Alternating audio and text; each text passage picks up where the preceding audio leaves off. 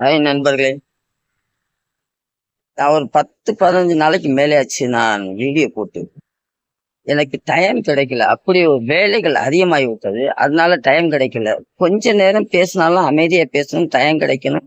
ஏதாச்சும் ஒரு நல்லது உங்களுக்கு சொல்லணும். அதனாலேயே நான் எனக்கு டைம் கிடைக்கல, உங்களுக்கு பேச முடியல.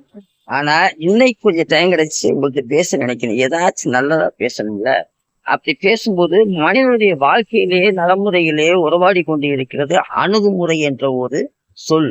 சொல்னால் ஒருவருக்கு ஒருவர் அணுகுமுறையில் நல்லதை கெட்டதை ஆராய்ந்து பார்க்கக்கூடிய குணங்கள், அந்த கண்டுபிடிக்கக்கூடிய ஒரு அறிவு திறமை, இது எப்படி நாம் அறிந்து கொள்ள முடியும் என்றால், நல்லதை கெட்டது ரெண்டையுமே தான் நம்ம அறிந்து கொள்வதற்கு வேணும். அந்த வகையிலே இது ஆணிடம் அதிகமாக இருக்குமா, பெண்ணிடம் அதிகமாக இருக்குமா என்று நம்ம பார்த்தால், எனக்கு தெரிந்தவரை ஆணை விட பெண்களிடம்தான் அதிகமான இந்த கண்டுபிடிக்கும் அணுகுமுறையினுடைய ஒரு குணங்களையும், நல்ல குணம் கெட்ட குணம் என்பதை அறிந்து கொள்ளக்கூடிய திறமைகள் அந்த அறிவுத்திறன் ஆண்களிடம் பெண்களிடம் தான் அதிகம் இருக்குது என்று நான் கருதுகிறேன்.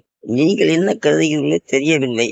ஒவ்வொரு நேரத்திலும் ஒவ்வொரு டைத்திலும் நம்முடைய நண்பர்கள், அதாவது அறிந்தவர்கள் அறியாதவர்கள், ஒரு இடங்களுக்கு போறோம், அங்கே உள்ள அணுகுமுறைகள், ஒவ்வொருத்தரையும் குணங்களை அதிவேகமாக அறிஞ்சக்கூடிய சக்தி பெண்களிடம் மட்டுமே இருக்கிறது.